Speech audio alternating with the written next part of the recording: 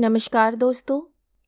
कहानी शुरू करने से पहले मैं आपको ये बताना चाहती हूँ कि अगर आप मोरल एंड मोटिवेशन कहानी सुनना पसंद करते हैं तो आप मेरे दूसरे चैनल एम्पावर द लाइफ पर आ सकते हैं।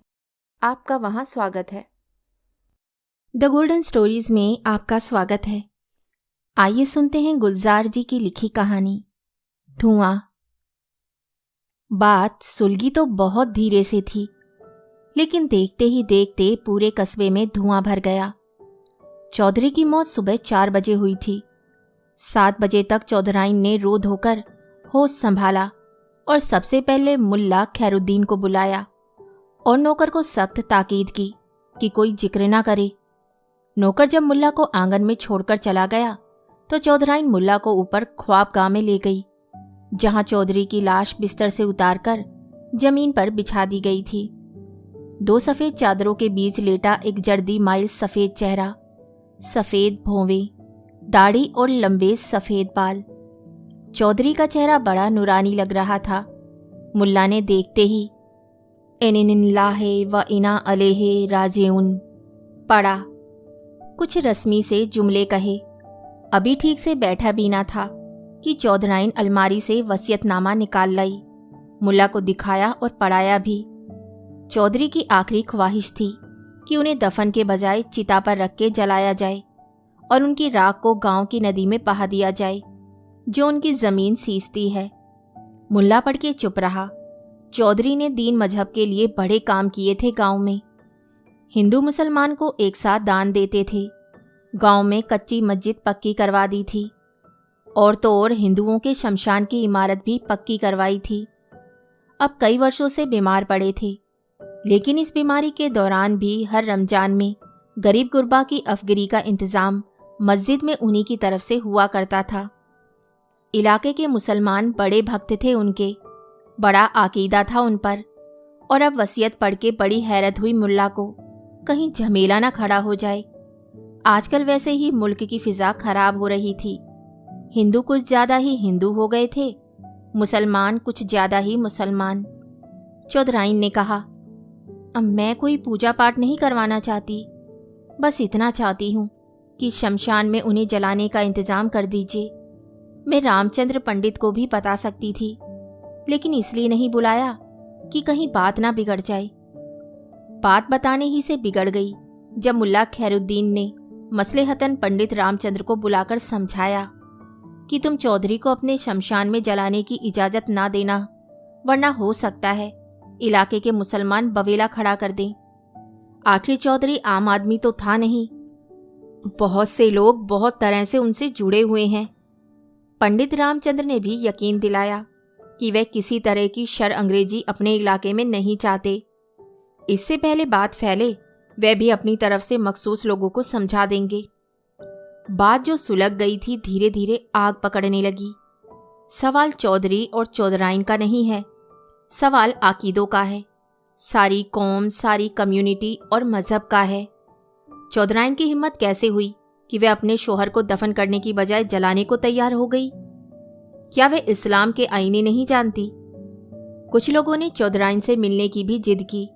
चौधराइन ने बड़े धीरज से कहा, भाइयों, ऐसी उनकी आखिरी ख्वाहिश थी। मिट्टी ही तो है, अब जला दो या दफन कर दो। जलाने से उनकी रूह को तस्कीन मिले तो आपको एतराज हो सकता है। एक साहब कुछ ज्यादा तैश में आ गए, बोले, उन्हें जलाकर क्या आपको तस्कीन होगी? जी हाँ। चौधराइन का जवाब बहुत मुख्तसर था, उनकी आखिरी ख्वाहिश पूरी करने से ही मुझे तस्कीन होगी। दिन चढ़ते चढ़ते चौधराइन की बेचैनी बढ़ने लगी। जिस बात को वह सुलह सफाई से निपटाना चाहती थी वह तूल पकड़ने लगी। चौधरी साहब की इस ख्वाहिश के पीछे कोई पेचीदा प्लाट, कहानी या राज की बात नहीं थी, ना ही कोई ऐसा फलसफा था जो किसी दीन, मजहब या अकीदे से जुड़ता हो। एक सीधी सादी इंसानी ख्वाहिश थी कि मरने के बाद मेरा कोई नाम व निशान ना रहे। जब हूँ तो हूँ, जब नहीं हूँ तो कहीं नहीं हूँ। बरसों पहले ये बात बीवी से हुई थी, पर जीते जी कहाँ कोई ऐसी तफसील में झांक कर देखता है। और यह बात, उस ख्वाहिश को पूरा करना, चौधराइन की मोहब्बत और भरोसे का सबूत था। यह क्या कि आदमी आंख से ओझल हुआ और आप तमाम ओहदो पैमान भूल गए। चौधराइन ने एक बार बीरू को भेजकर रामचंद्र पंडित को बुलाने की कोशिश भी की थी, लेकिन पंडित मिला ही नहीं।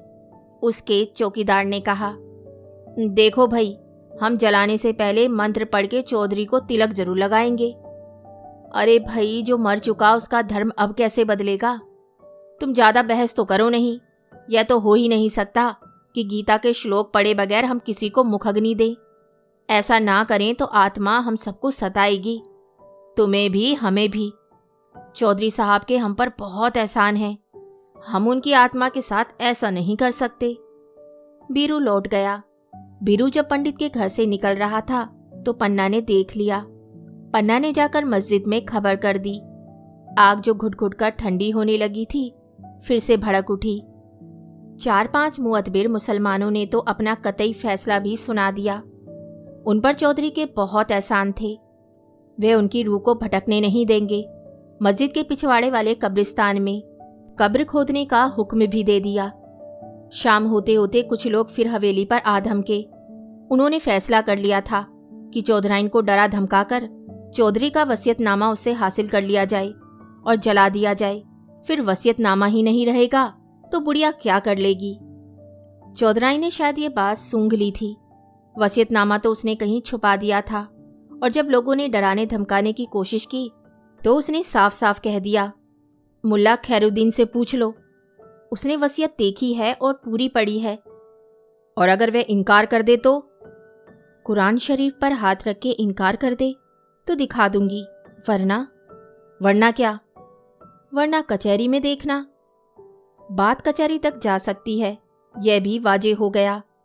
हो सकता है चौधराइन शहर से अपने वकील को और पुलिस को बुला ले। पुलिस को बुलाकर उनकी हाजिरी में अपने इरादे पर अमल कर ले, और क्या पता वे अब तक उन्हें बुला भी चुकी हो। वरना शोहर की लाश बर्फ की सिलों पर रखकर कोई कैसे इतनी खुद एतमादी से बात कर सकता है? रात के वक्त खबरें अफवाहों की रफ्तार से उड़ती हैं। किसी ने कहा, एक घोड़ा सवार अभी अभी शहर की तरफ जाते हुए देखा गया है। घुड़सवार ने सर और मुंह साफे से ढांप रखा था और वह चौधरी की हवेली से ही आ रहा था। एक ने तो उसे चौधरी के अस्तबल से निकलते हुए भी देखा था। खादू का कहना था कि उसने हवेली के पिछले अहाते में सिर्फ लकड़ियां काटने की आवाज ही नहीं सुनी, बल्कि पेड़ गिरते हुए भी देखा है। चौधराइन यकीनन पिछले अहाते में चिता लगवाने का इंतजाम कर रही है। कल्लू का खून खौल उठा। बुज़दिलो, आज रात एक मुसलमान को चिता पर जलाया जाएगा और तुम सब यहां बैठे आग की लपटें देखोगे। कल्लू अपने अड्डे से बाहर निकला। खून खराबा उसका पेशा है तो क्या हुआ? ईमान भी तो कोई चीज है। ईमान से अजीज तो माँ भी नहीं होती यारो। 4-5 साथियों को लेकर कल्लू पिछली दीवार से हवेली पर चढ़ गया। बुढ़िया अकेली बैठी थी लाश के पास। चौंकने से पहले ही कल्लू की कुल्हाड़ी सर से गुजर गई। चौधरी की लाश को उठवाया और मस्जिद के पिछवाड़े ले गए, जहां उसकी कब्र तैयार थी। जाते जाते रमजे ने पूछा, सुबह चौधराइन की लाश मिलेगी तो क्या होगा? बुढ़िया मर गई क्या? सर तो फट गया था, सुबह तक क्या बचेगी? कल्लू रुका और देखा चौधराइन की ख्वाबगाह की तरफ। पन्ना कल्लू के जिगरे की बात समझ गया। तू चल उस्ताद, तेरा जिगरा क्या सोच रहा है मैं जानता हूं, सब इंतजाम हो जाएगा। कल्लू निकल गया कब्रिस्तान की तरफ। रात जब चौधरी की ख्वाबगाह से आसमान छूती लपटें निकल रही थी तो सारा कस्बा धुएं से भरा हुआ था। जिंदा जला दिए गए थे और मुर्दे दफन हो चुके थे। कहानी सुनने के लिए धन्यवाद। तो इसी के साथ मैं आपसे विदा लेती हूँ और कल फिर मिलती हूँ एक नई कहानी के साथ।